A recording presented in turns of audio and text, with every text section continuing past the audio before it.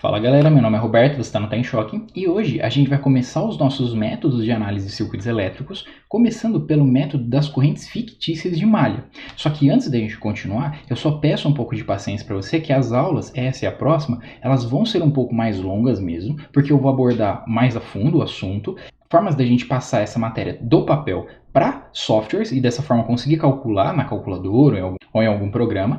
E além do mais, também vamos fazer muitos exercícios. Então as aulas elas vão ser um pouquinho mais longas, mas eu creio que vocês vão gostar, tá bom? Mas antes da gente continuar, puxa a vinheta.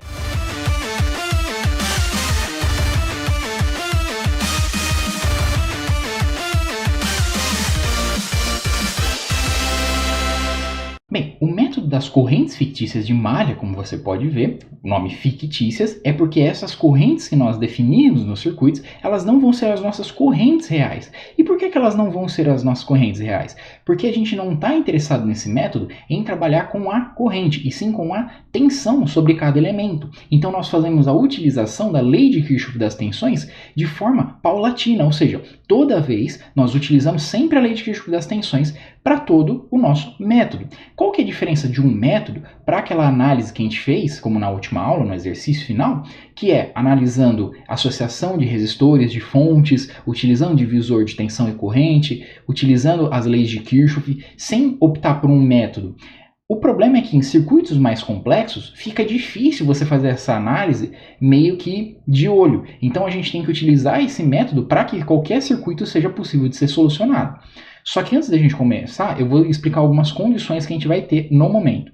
A gente vai trabalhar em corrente contínua com a fonte de tensão constante. Depois a gente vai trabalhar apenas com resistores. Por que essas duas condições? Porque esse é o caso mais básico que você vai conseguir para cálculo. Depois, conforme nós fomos aprendendo mais assuntos, como variação de frequência, fomos inserindo outros elementos como indutores e capacitores, aí eu vou dar as considerações pontuais para que você aplique o método. Porém, ele é padrão praticamente para tudo. Dado algumas pequenas modificações de acordo com o seu circuito, você vai poder ele aplicar para qualquer situação, tá? Desde que o seu sistema ele seja linear e invariante no tempo. Tá bom? Ou seja, eu estou considerando nesse circuito que o meu resistor ele sempre vai se manter aquele valor de resistência e as minhas fontes elas sempre vão se manter aqueles valores de tensão que eu estou aferindo no momento. Você não vai ter variações, tá? Mais para frente a gente vai considerar variações. Aí eu explico para vocês, tá bom? Então vamos continuar. Bem, como é que você calcula esse método? Você tem que seguir alguns passo a passos que ao decorrer dessa aula eu vou explicar com mais detalhe. Mas, em resumo, seria, você vai pegar o seu circuito elétrico, como você pode ver aqui na figura, você vai definir as malhas. Então, olha que interessante, a gente já sabe o que é malha. Se você não sabe, volta algumas aulas no canal, que vai ter uma aula explicando sobre malhas, nós e ramos. É importante que você saiba. Então, você vai identificar todas as malhas possíveis no seu circuito elétrico. A partir disso, você vai, como a gente vai explicar daqui a pouco, definir uma quantidade dessas malhas a serem utilizadas e você vai definir correntes fictícias por malha. O que acontece é que, na lei de Kirchhoff das correntes, eu tenho que as correntes que entram no nó é igual às correntes que saem daquele nó.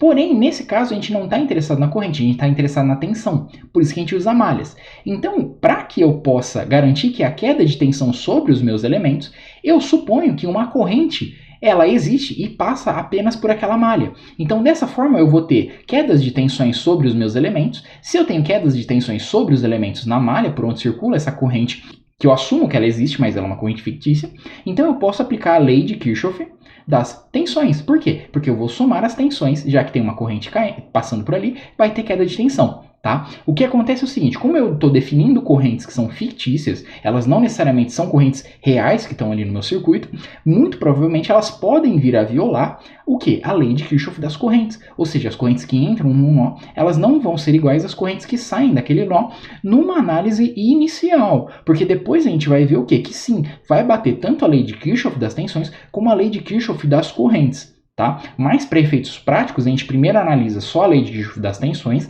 falando, ó, ela é válida. Depois que a gente fizer todo o método, todo o cálculo, a gente vai entender que vai ser válido também as leis de Kirchhoff das correntes, e aí a gente aplica ela para calcular os valores das correntes reais, tá bom? Mas por enquanto, mantenha isso na sua cabeça. Define uma malha, eu vou supor que existe uma única corrente fictícia, que vai ser uma variável, que ela vai circular por aquela malha, apenas ela, tá bom? Depois, você vai ter que definir o sentido das correntes. Perceba nesse caso, eu tenho essas malhas menores aqui, ó, eu vou chamar essa da malha aqui, ó, de malha 1, ela vai ser composta pela fonte VA, R1 e R3. Pela minha malha 1, eu vou ter uma corrente circulante I1, e nesse caso aqui do exercício, eu supus que ela está no sentido horário, porém eu poderia supor que ela está no sentido anti-horário, tá? Isso é uma convenção que eu adoto. Depois, para a malha 2, que seria a malha composta de R2, VB e R3. Eu vou ter uma outra corrente I2 circulando só por ela, por esses elementos da malha, que vai ser a minha corrente I2, e eu defini ela também no sentido horário.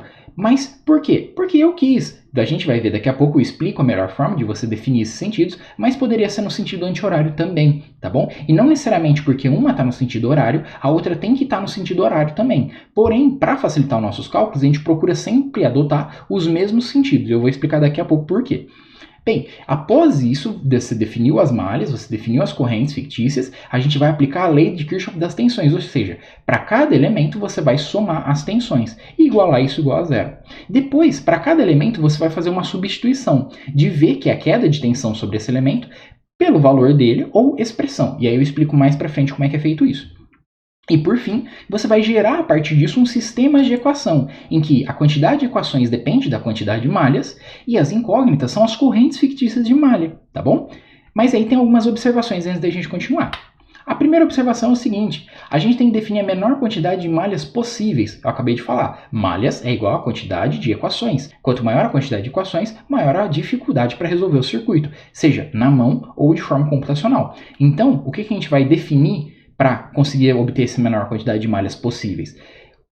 Cada malha deve ter ao menos um bipolo diferente em relação às malhas anteriores. Ou seja, conforme eu for agregando malhas, e com essas malhas eu vou agregando os componentes do meu circuito, as malhas posteriores que eu vou começar a observar, elas não podem ficar incluindo em sua totalidade os elementos anteriores. Repetir um ou outro elemento não tem problema. O que não pode é repetir tudo, tá bom? Aí não é válido essa malha. Então a gente tem que fazer meio que um joguinho de quebra-cabeça. Vai adicionando peças, só que eu não posso repetir as mesmas peças, tá?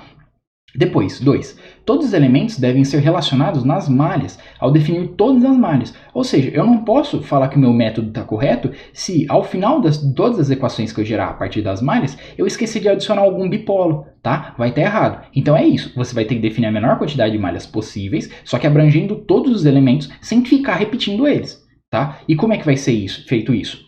Calma, que eu vou explicar daqui a pouco. Mas antes disso, lembre-se sempre, incógnitas são as correntes fictícias e as equações são geradas pelo número de malhas. Vamos agora, por exemplo, para entender esse método. Olha só, eu tenho aquele mesmo circuito inicial, e o que o circuito inicial ele nos dá? Ele já nos dá uma indicação de uma corrente fictícia de malha I1 e uma corrente fictícia de malha I2. Vou chamar essa daqui ó, de malha 1. Vou chamar essa daqui de malha 2. Necessariamente são só essas malhas que tem no meu circuito? Não. Perceba o seguinte, se eu pegar aqui a malha 1, eu vou ter tensão VA, resistor 1, resistor R3. Se eu pegar a malha 2, eu vou ter resistor R3, resistor R2 e tensão VB. Porém, eu tenho uma malha mais externa, que é essa daqui, ó, de fora, que é composto pela tensão VA, R1, R2 e VB. Então, olha que interessante. O livro de onde eu tirei esse exemplo, que é do Sadico, ele fala o que pra gente? Ó, você pode adotar essas malhas e esse sentido aqui de corrente fictícia. Só que não necessariamente precisa ser assim. Eu posso fazer, ó, vou nomear aqui para vocês, ó, malha 1, malha 2 e malha 3. Eu posso fazer então uma combinação dessas malhas de forma a que eu consiga abranger todo o circuito, ou seja, todos os elementos. E eu não posso repetir uma malha em sua totalidade de elementos em relação à anterior. Como assim, Roberto? Vamos lá. Vamos supor que eu peguei a malha 1. Então, inicialmente, partindo aqui, eu vou ter a tensão VA, R1 e R3 abrangidos. Quem que vai faltar no meu circuito original? Vai faltar R2 e VB. Então eu posso pegar ou a malha 2 ou eu posso pegar a malha 3. Então vamos supor que eu peguei a malha 2. Então aí eu já vou ter R2 e VB e aí eu repeti R3. Nossa, tem problema repetir R3? Não tem problema porque eu só estou repetindo um elemento. Os elementos novos adicionados são R2 e VB.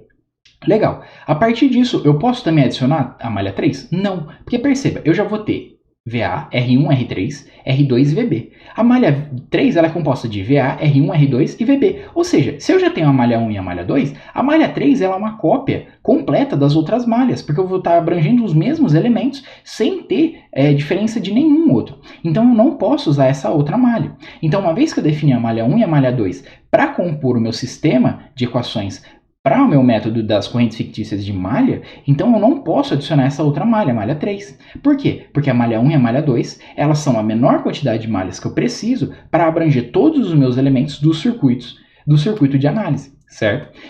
Aí você pode perguntar, nossa, então quer dizer que eu nunca vou usar a malha 3? Não, você pode fazer uma outra combinação. Você pode pegar a malha 2 com a malha 3. Então na malha 2, se eu começasse por ela, eu teria R3, R2, VB. Depois eu estaria adicionando VA e R1, e aí repetir R2 e VB. Então, apesar de eu repetir dois elementos, eu estou acrescentando outros dois. Aí, se eu tivesse a malha 2 e a malha 3, perceba que eu já contemplei todos os elementos do meu circuito. Então, eu não preciso da malha 1. Então, entendido isso que eu tenho as malhas, para cada malha eu vou ter uma corrente fictícia, e eu defino o sentido dessa corrente fictícia, eu posso gerar o sistema de equações. Mas antes da gente continuar, só reforçando aqui. Nesse exemplo, eu indiquei a corrente 1 no sentido horário e a corrente 2 no sentido horário também. Porém, na hora de definir as malhas, como eu estava definindo aqui, eu poderia, por exemplo, definir no sentido anti-horário, uma, eu poderia definir no sentido horário, a outra, e aí, a outra aqui, eu também posso definir uma outra corrente aqui, que seria a I3, tá? E isso está certo? Tá certo. Você que define o sentido das correntes. No final do método, a gente ajusta essas correntes, já que elas são fictícias, para encontrar as correntes reais, tá bom? Então, vamos dar prosseguimento. Após fazer o cálculo, ou seja, você definir as equações e tudo mais, você vai relacionar as correntes fictícias com as correntes reais, você vai utilizar a definição de elemento ativo e passivo para ver de onde a corrente está circulando, qual que é o sentido da queda de tensão, e você vai calcular as tensões dos elementos. Tendo a corrente e tendo a tensão, eu obtenho a potência, que é uma terceira variável que pode ser pedida para o nosso cálculo. E no método das correntes fictícias de malha, quem que a gente encontra normalmente primeiro é a corrente. Apesar de eu usar a lei de Kirchhoff das tensões, a gente faz a transformação, que tensão é igual a alguma coisa relacionado com a corrente, normalmente. E a partir disso, eu faço com que as minhas incógnitas, são as correntes fictícias de malha, sejam calculadas. Por isso que normalmente no método das correntes fictícias de malha, sempre vou obter ao final o quê? Correntes e não tensões, tá? Bem, as relações de substituição são para resistores. Tensão é igual a resistência vezes a corrente. Ou seja, eu vou ter lá o meu elemento de análise, e aí por ele eu vou supor que passa uma corrente I1 fictícia de malha. E ele vai ter uma resistência, sei lá, R aqui, tá? Valor genérico. Eu sei que a queda de tensão aqui sobre esse resistor vai ser a tensão do resistor. Só que na hora depois de transformar isso, eu tenho que deixar em função da minha incógnita. Quem que é a minha incógnita? É a corrente 1. Então dessa forma eu tenho que a tensão no resistor vai ser a resistência dele, vezes a corrente fictícia de malha que está passando por ele. Então a partir da lei de Kirchhoff das tensões, que é analisando apenas a tensão, eu consigo passar para o método de análise das correntes fictícias de malha, onde eu deixo como evidência a minha incógnita, que é a corrente fictícia. Tá? Isso para o resistor. Para a fonte de tensão, a gente vai usar a mesma tensão da fonte. Então, se eu tenho uma fonte de tensão e ela me fala, aqui essa fonte ela tem 5 volts. Então, na lei de Kirchhoff das tensões, a tensão da minha fonte é 5 volts. Mantém, tá? Ela vai ficar como um valor numérico. Por sua vez, a fonte de corrente a gente vai estudar na próxima aula. Mas já lembrando, a corrente que circula pelo ramo onde está localizada a minha fonte de corrente, ela vai ser a mesma corrente imaginária, certo? Porque se a minha corrente imaginária ela circula por um ramo, se eu tenho uma fonte de corrente indicando quanto passa ali de corrente, então eu já tenho o próprio valor da minha corrente fictícia de malha. Então olha que interessante, quando eu tenho fonte de corrente no meu circuito, é bom, porque ela já me dá diretamente o valor da corrente que eu preciso ali, eu não preciso calcular, tá? E aí eu reduzo uma equação e uma incógnita. A few moments later. Bem, então nós vamos começar hoje com o nosso exemplo aqui da aula, vai ser só esse exemplo nessa aula, e nas próximas nós vamos aprofundar um pouquinho mais. Agora preste atenção no método para que faça tudo sentido aquilo que eu falei anteriormente, e aí nas próximas aulas a gente vai aprofundar, treinar bastante para não esquecer mais ele, tá bom? Então o que a gente tem que fazer? A gente tem que identificar os nossos circuitos, nesse caso é esse circuito aqui de análise que eu quero calcular, e nesse exercício eu vou querer calcular as correntes reais que atravessam o meu circuito, ou seja, cada corrente em cada ramo, tá bom? Então como é que a gente vai ter que fazer isso? pela lei de Kirchhoff das tensões, já que a gente está aplicando o método das correntes fictícias de malha, eu tenho que definir primeiro a queda de tensão sobre os meus elementos, juntamente com a malha que eu estou analisando e as correntes fictícias. Então perceba, primeiro passo, definir a malha. Eu vou definir a menor malha possível, que abrange a maior quantidade de elementos, sem ficar compartilhando esses elementos com outras malhas. Então nesse caso eu vou escolher essa malha aqui, ó, como vocês podem ver, que eu vou chamar ela de malha 1, e eu vou dar o nome da corrente fictícia dela de I1. Por sua vez, eu vou escolher essa outra malha aqui, que eu vou dar o nome dela de malha 2, e eu vou dar o nome da corrente fictícia que circula por ela de I2, tá bom?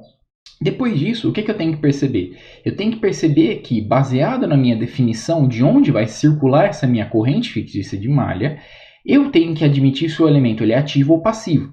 Lembrando que fontes, elas sempre serão elementos ativos, até que se prove o contrário, e resistores, capacitores e indutores sempre serão elementos passivos, até que se prove o contrário, tá bom? Então, olha que interessante. Agora que eu tenho o sentido da minha corrente, eu posso, já que eu sei quem é ativo e quem é passivo, indicar a polaridade da minha tensão. Então, olha que interessante. Essa minha fonte aqui, ela vai ter uma polaridade de mais ou menos 12 volts. Então, eu sei que a queda de tensão sobre a fonte é nesse sentido, tá? Seguindo o sentido da corrente, passando pelo meu resistor de 4 ohms, eu vejo que a corrente ela entra por esse terminal. Então, aqui seria o polo positivo dele da queda de tensão e aqui seria o polo negativo. Então, a queda de tensão ela ocorre aqui, ó, nesse sentido. Seguindo o sentido da corrente que passa pela malha sobre o meu resistor R6, o que eu vou ter? Eu vou ter também a queda de tensão aqui nele, ó, nesse sentido aqui, sendo mais e menos. Aí você pode me perguntar, Roberto, mas eu tenho a corrente I1 circulando aqui e também passa a corrente I2 pelo meu resistor de 6 ohms. Por que você admitiu que a queda de tensão tem essa polaridade, sendo que na prática a corrente que circula aqui pode estar no sentido oposto, ou seja, meu I2 ele seria maior que meu I1. Isso é uma definição que a gente adota para os nossos circuitos. Toda vez que eu estiver analisando uma malha e eu tiver um elemento como esse resistor que compartilha correntes de outras malhas, então a corrente da malha de análise, nesse caso seria a malha 1, eu vou assumir que ela é a de maior intensidade. Então, como ela é de maior intensidade, no final da soma, a corrente resultante vai seguir o sentido da minha corrente de malha da malha analisada. Ou seja, nesse caso, eu suponho que I1 é a corrente de maior intensidade na malha 1, então ela ganha de todas as outras correntes em intensidade e a resultante dessas correntes vai acabar seguindo a direção de I1. Por isso que eu posso falar que a queda de tensão segue esse sentido, porque a corrente vai entrar por aqui, onde seria o positivo da minha resistência de 6 ohms, e a queda de tensão vai se dar nesse sentido, tá bom? Quando a gente estiver na malha 2, vai ocorrer o contrário. A queda de tensão ela vai ser oposta. Por que ela vai ser oposta? Porque o meu I2, ele é eu admito que ele tem a maior intensidade, e ele vai estar entrando aqui por baixo, tá? Mas isso a gente vai fazer daqui a pouco. Então, voltando aqui, então a corrente resultante é nesse sentido, e a queda de tensão resultante é nesse sentido aqui também. Tá? Então, uma vez que você identificou as quedas de tensão baseado na sua corrente fictícia para elementos passivos e na polaridade ou indicação da sua fonte para elementos ativos, agora você tem que fazer o quê? A lei de Kirchhoff das tensões, ou seja, vai somar todas as quedas de tensões e igualar a zero. Para fazer essa soma, você tem que tomar um pequeno cuidado. Por quê? Você não pode começar a partir do meio do elemento. Por exemplo, vou começar aqui e seguir a direção da soma das tensões. Não, porque no meio do elemento não tem queda de tensão, né? Você está pegando errado. Então você tem que partir de um ponto que é neutro, ou seja, do condutor. Então você pode partir daqui, você pode partir daqui, você pode partir daqui, entendeu? E aí você segue qual o sentido para somar as tensões? O sentido da sua corrente fictícia de malha, tá bom? Então, ó, o que eu vou fazer? Eu vou sempre começar aqui, ó, desse campo. Então, eu venho aqui, eu sigo a minha corrente, ó, ela está vindo daqui e está vindo para cá. Então, eu vou seguir esse sentido da minha corrente fictícia de malha. Então, você vai ter uma queda de tensão de mais a tensão do resistor de 4 ohms. Então, eu vou ter a tensão do resistor de 4 ohms, positivo. Aí, eu vou somar. Eu vou somar com o quê? Com a próxima queda de tensão. Veja que aqui a minha corrente continua seguindo, então eu venho seguindo esse sentido. Opa, achei um mais aqui. Mais quem? A queda de tensão sobre o resistor R6. Então, queda de tensão sobre o resistor R6. Mas, aí minha corrente continua seguindo aqui nesse sentido, ela vem, aí ela vai voltar aqui. Opa, eu achei um menos aqui. Menos o quê? Menos a tensão da fonte. Então, fica menos a tensão da fonte, tá bom? Aí você pode me perguntar, Roberto, mas eu poderia fazer o contrário? Eu poderia seguir o sentido contrário da corrente? Você pode. Na verdade, o seu VR4 vai ser menos, o seu VR6 vai ser menos e o VF vai acabar ficando mais. Porém, como a gente vai seguir um padrão para não errar sinal, por causa principalmente da definição de elemento ativo e passivo, você sempre segue o sentido da sua corrente fictícia de malha, tá bom? Para não ocorrer erros lá na frente, tá bom? Então isso é só por uma questão de convenção de sinal, para não dar pepino lá na frente, tá bom? Porque uma vez que você segue essa convenção aqui do sinal de, eu vou somar aqui as tensões que eu estou indicando, baseado no sentido da minha corrente, você pode ver que a minha corrente fictícia de malha, ela entra pelo polo positivo do meu resistor, então eu admito que ele é um elemento passivo já, e por sua vez a fonte, a corrente, ela entra pelo polo negativo ou sai pelo polo positivo, como você pode ver. Então eu tenho um elemento ativo. Então dessa forma eu já consigo garantir o que é elemento ativo e passivo, e eu não vou causar erro lá na frente, na hora de definir esses elementos. Se eu seguir o sentido contrário ao que eu convencionei, eu vou estar invertendo. Então eu vou estar falando que o meu resistor é um elemento ativo e minha fonte é um elemento passivo. E aí lá na frente eu tenho que inverter o sinal. E isso vai causar confusão, porque provavelmente você vai esquecer de inverter o sinal. Então, para não ter esse erro, sempre adoto o sentido de soma das tensões, o mesmo sentido da corrente fictícia na malha, tá bom? Então a gente criou essa primeira equação aqui. Só que essa equação ela ainda está muito crua. A gente precisa deixar em função da nossa variável. E quem que é a nossa variável? É o I1 e o I2, porque essas são as nossas incógnitas da nossa equação. A minha tensão sobre o resistor 4, pela lei de Ohm, eu tenho o quê? Eu tenho que tensão é igual a resistência vezes a corrente resultante que passa ali. Pelo meu resistor de 4 ohms, eu tenho que a tensão ali vai ser a resistência de 4 ohms, ou seja, 4 ohms, multiplicado por quem? Pela corrente resultante que passa por ele, que é apenas a I1. É a única corrente que passa aqui.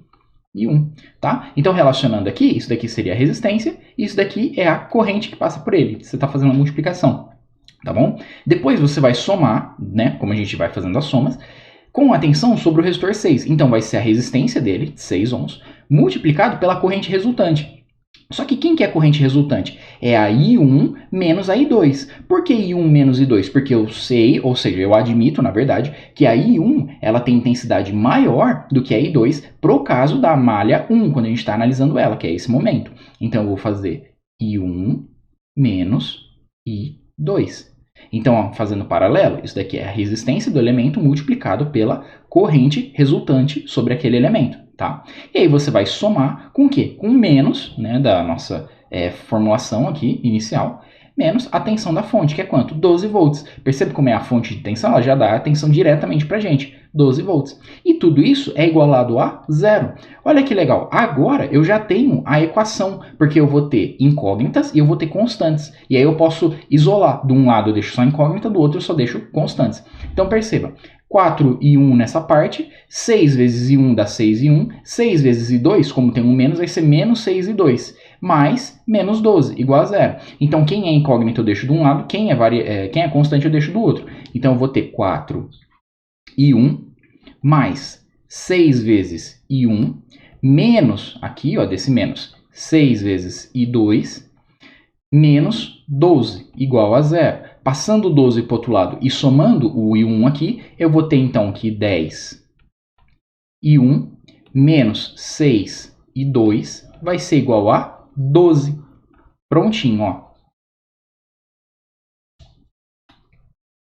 Então, essa foi a nossa primeira equação que a gente conseguiu. Perceba que eu peguei a malha, por meio de lei de Kirchhoff das tensões, eu consegui isolar as minhas correntes fictícias de malha e gerar a minha equação. E agora o que você acha que vai acontecer para a segunda malha? Vai acontecer a mesma coisa. Então, vou puxar aqui do lado e aí a gente vai fazer a mesma coisa. Perceba, eu vou ter uma queda de tensão sobre esse meu elemento, só que agora essa queda de tensão ela vai ser no sentido contrário do resistor 6. Por quê? Eu admito que a minha corrente 2 ela vai ter a maior amplitude com relação à corrente 1. Então, no final, a corrente 2 é quem sobressai. Então, eu vou ter, nesse caso, mais, menos, uma queda de tensão aqui, ó, nesse sentido. Para a fonte de 10 volts, eu sigo o sentido da polaridade, ou seja, nesse sentido aqui. E para o resistor de 2 ohms, basta seguir o sentido da corrente. Então, aqui vai ser mais, aqui vai ser menos, a queda de tensão está assim, tá bom? Então, a gente vai fazer o mesmo processo. Aplicando a lei de Kirchhoff das tensões, eu vou começar aqui, ó, desse ponto aqui, ó, tá vendo? estou escrevendo em preto, desse ponto. Então ele entra pelo polo positivo na minha fonte de 10 volts, então eu vou ter mais a tensão da fonte, certo? Já que eu entrei no mais. Aí ele vem passando, opa, entrou no mais do meu resistor de 2 ohms. Então eu vou ter mais a tensão sobre o resistor de 2 ohms. Mais, aí eu vou entrar, vou circulando aqui, vou entrar de novo no polo positivo da minha resistência de 6 ohms. Então mais a tensão sobre a resistência de 6 ohms. Isso é igual a 0, tá? Perceba uma coisa, elementos passivos sempre vão ter queda de tensão positivo, que você sempre está entrando com a corrente ali no terminal positivo dele. Já as fontes, elas podem assumir tensão tanto positiva como tensão negativa, tá bom? Uma pequena observação, aqui nessa hora eu tinha que ter igualado a 0, tá bom? Mas eu acho que você deu para entender, né? Você soma as tensões igual a 0, foi só essa parte que faltou. Então, olha que interessante, você fez a soma das tensões, agora você tem que deixar em função das suas variáveis. A fonte de tensão, nesse caso aqui, é de 10 volts, então tá mais 10 volts. Depois você vai somar com a tensão sobre o resistor 2. Quem que vai ser? Vai ser a resistência dele, 2 vezes a corrente resultante. Só que a única corrente circula aqui é I2, então fica 2 vezes I2. E aí você soma com a tensão sobre o resistor R6. Nesse caso vai ser a resistência dele, 6 ohms, multiplicado pela corrente resultante, que seria I2 menos I1. Por quê? I2, ó, como você pode ver, ela está subindo. I1 está descendo, como você pode ver aqui pela imagem. Só que nesse caso, como eu estou trabalhando com a malha 2, então eu assumo que a intensidade da corrente fictícia I2 é maior do que a corrente fictícia I1. Tá? Isso daí é uma convenção que a gente adota no nosso método. Então, fazendo isso, eu vou ter I2 menos I1. Igual a isso daqui a 0. E aí, redistribuindo aqui os termos, eu vou ter 10 mais 2 I2 mais 6 vezes I2 menos, daqui da forma, 6 vezes I1. Isso tudo igual a 0. Ao final eu vou obter o quê? Passando constante para um lado e isolando as incógnitas do outro, eu vou ter que menos 6 I1 mais 8 I2 é igual a menos 10. Então, essa daqui é a nossa segunda equação. Perceba, vamos pausar aqui o vídeo e preste muita atenção no que a gente está analisando. Eu tenho duas equações, 1 e 2, e eu tenho duas incógnitas, I1 e I2. Com essas equações, eu obtive ela a partir das malhas, certo? E nessas malhas, apenas duas, eu consegui abranger todos os elementos do meu circuito. Então, a mínima quantidade de malhas que eu precisava para resolver esse meu circuito eram duas. Então, tudo indica que o meu método está seguindo corretamente. Se o resultado não bater com o software, quer dizer que a gente errou em algum passo aqui na hora de definir quem era o elemento ativo e quem era o elemento passivo e fazer a soma das tensões ou substituição. Muita gente esquece de fazer, quando o elemento compartilha várias correntes de malha, de fazer a subtração entre as correntes, tá? Então, se eu tivesse aqui uma outra corrente, aqui uma terceira, supondo, tá? E eu estivesse analisando a malha 1, então a minha malha 1 seria I1 menos I2 menos as outras correntes. Se eu estivesse analisando a malha 2, seria I2 menos I1 menos as outras correntes. Ou seja, eu sempre assumo que a minha corrente da malha que eu estou analisando, ela tem maior amplitude. E as outras só vão subtraindo, tá bom?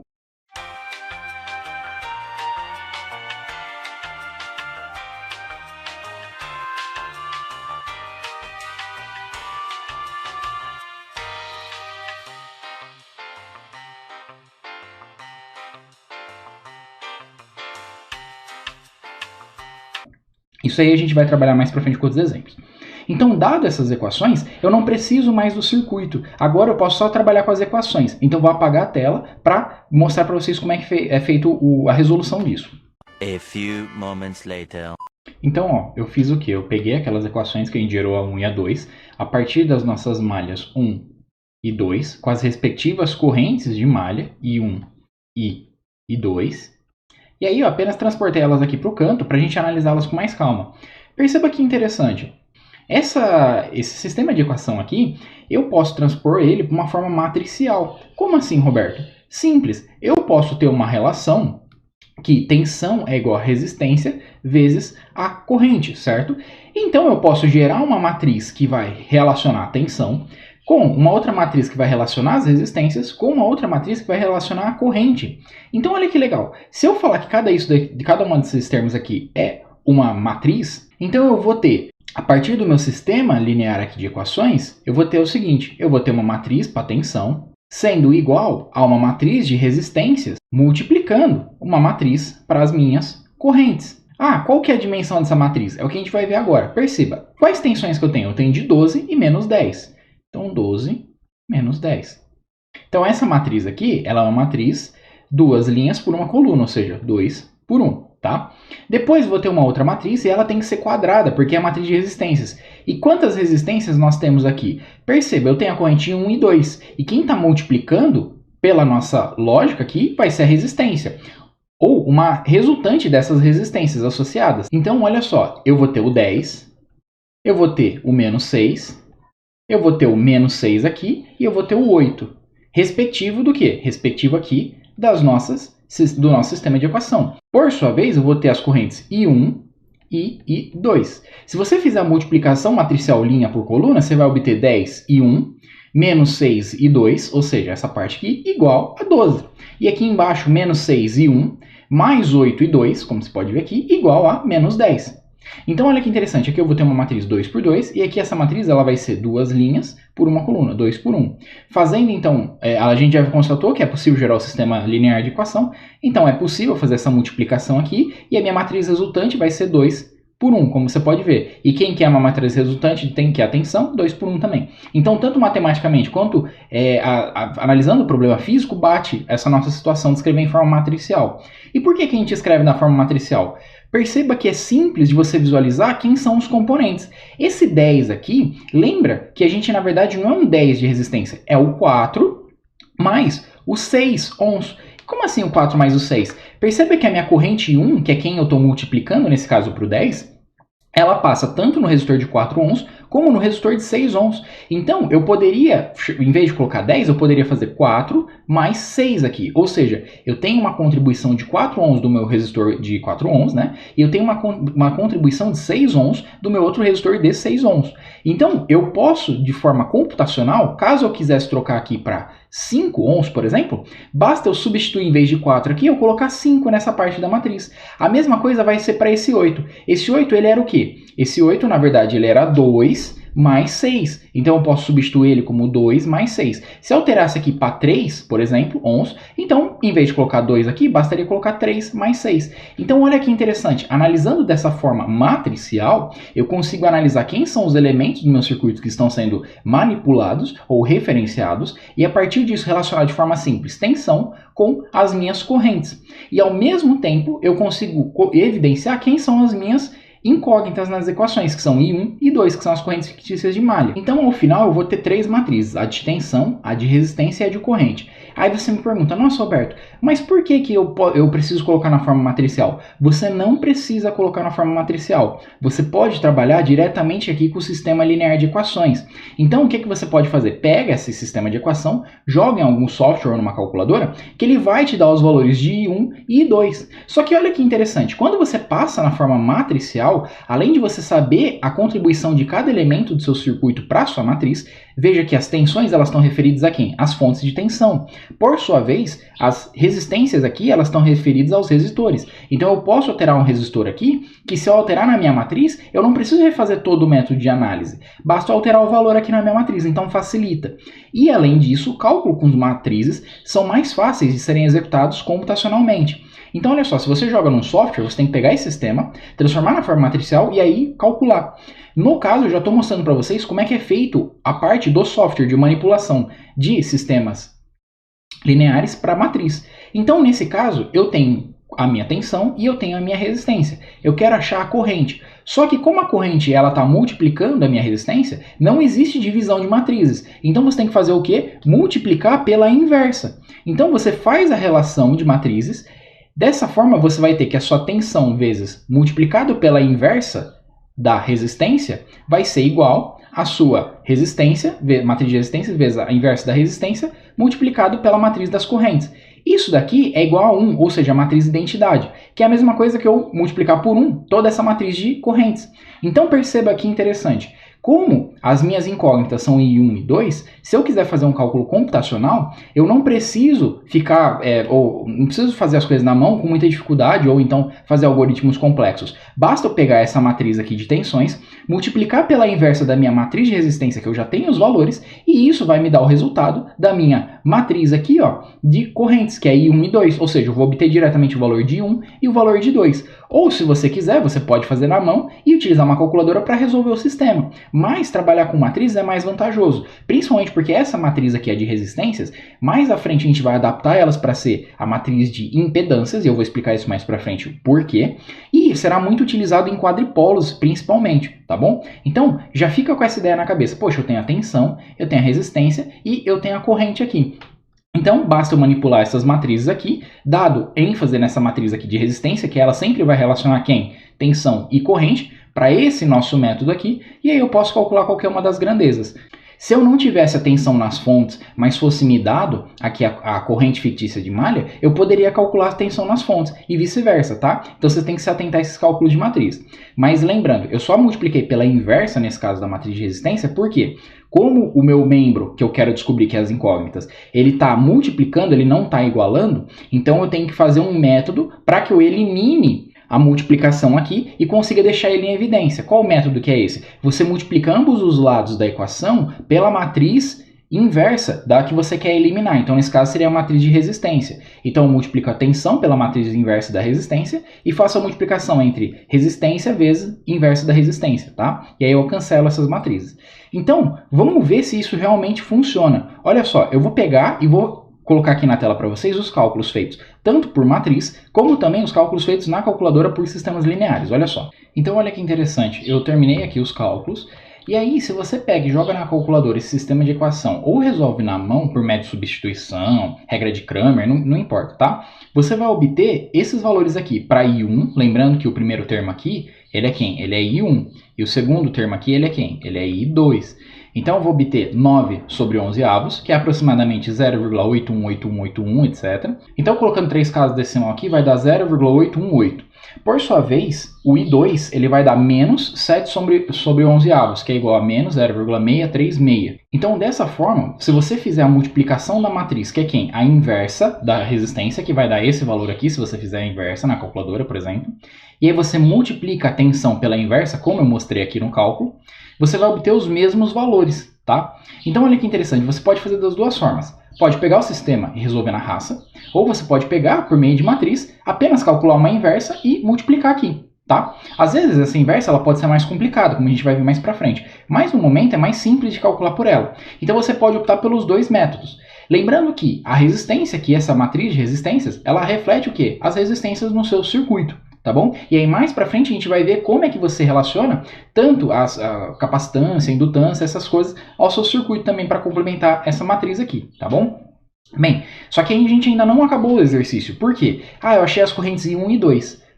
Só que essas correntes, elas são fictícias, elas não são de verdade. Lembra que eu falei para vocês que elas só circulam aqui pela malha? Então não tá certo, não tá casando com a minha lei de Kirchhoff das correntes. Eu tenho que fazer elas de forma que as correntes que entram pelo nó vão ser igual às correntes que vão sair por aquele nó, tá? Então olha que interessante. Vamos pegar essas correntes e vamos analisar agora no nosso circuito como é que elas se relacionam. Então nesse caso agora, o que a gente faz? Basta a gente olhar o sentido das correntes e analisar ramo a ramo e depois encontrar as correntes reais. Eu vou ter uma corrente real que circula aqui por esse ramo. Perceba que esse ramo é a mesma parte aqui de baixo, que é também a mesma parte aqui na fonte, tá? Então tudo isso aqui é um ramo só. Depois eu tenho esse outro ramo aqui, ó, que é pelo resistor R6. Só que eu ainda não sei se a corrente ela vai descer ou se ela vai subir, então vamos com calma. Depois eu vou ter um outro ramo que é composto por quem? Opa, é composto aqui, ó, por essa fonte e essa resistência aqui. Então eu posso ver que a corrente ela vem tanto para um lado como vem para o outro. Como é que eu sei se esses lados estão certos ou não? A gente tem que olhar pelo sinal aqui da nossa equação. Olha que interessante. O I1 ele é 0,818. Então perceba que se inicialmente eu adotei minha corrente fictícia de malha nesse sentido e ela deu positiva, a magnitude dela. Então, o que acontece? Quer dizer que eu escolhi o sentido correto para análise. Como assim sentido correto? Quer dizer que, na prática, a corrente realmente está fluindo nesse sentido. E aí, como eu vejo que por esse ramo circula I1, perceba que por esse ramo ele circula I1, não por esse ramo aqui do meio, apenas por essa parte. Fonte mais resistência de 4 ohms. Então, essa corrente aqui que circula por esse ramo, ela tem a mesma magnitude que I1 e a mesma direção. Então, realmente, a corrente que circula aqui pela fonte, pelo resistor 4, é de 0,818 amperes aproximadamente, ou 818 miliamperes, tá? Eu assumi que a corrente I2, ela está circulando nessa direção, só que aí eu falei que ela está vindo no sentido contrário. Como é que eu sei disso? Perceba que para I2, a magnitude dela deu com um sinal negativo. Então quer dizer o quê? Opa, eu descobri a magnitude da minha corrente I2, que circula por esse ramo aqui, ó, fonte mais resistência, só que como ela está com um sinal negativo, então quer dizer que a minha corrente, na verdade, real, ela está vindo no sentido anti-horário, com a mesma magnitude. Então ela está vindo para cá com 0,636 amperes aproximadamente, tá bom? A mesma coisa aqui para baixo, tá? Para essa daqui é a mesma coisa, ó, você vê que é o mesmo ramo aqui para cada uma delas respectivo, tá?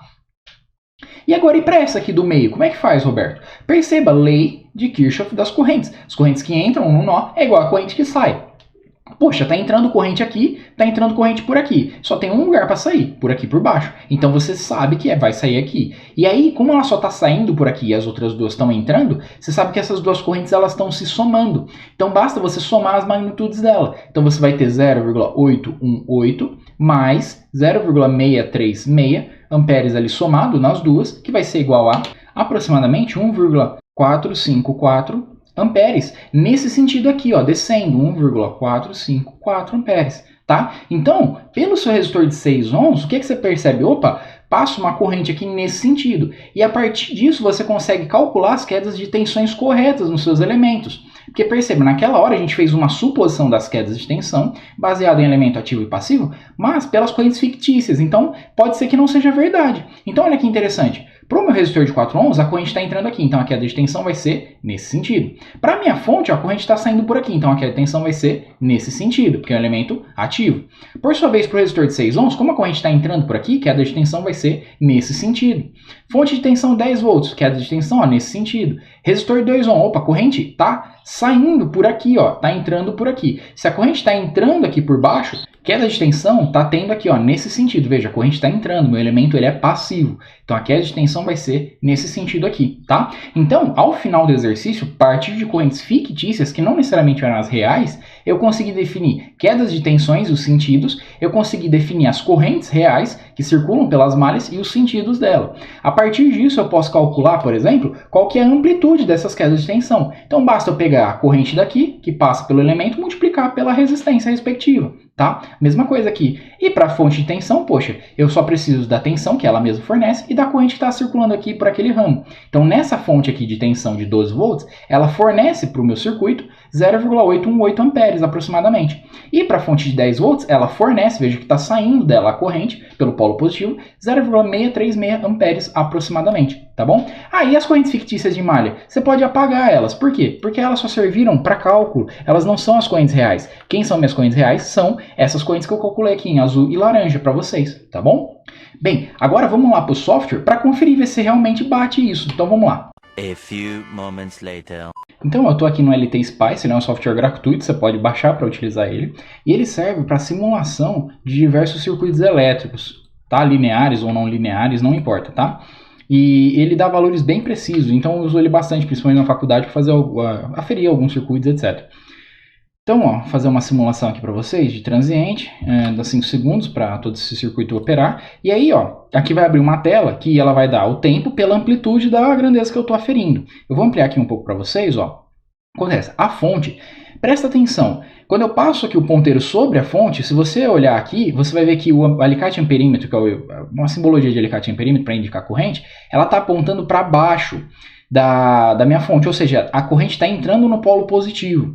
Então, o que acontece? O software ele vai dar um valor, como vocês podem ver aqui, ó, 818,2 mA, muito próximo com aquele valor que a gente tinha calculado aqui, ó, 818 amperes, só que no nosso exemplo a gente viu o quê? Que a corrente está saindo pelo polo positivo. No software ele está indicando o quê? Que a corrente está entrando. Só que olha que aparece no gráfico, menos 818 mA.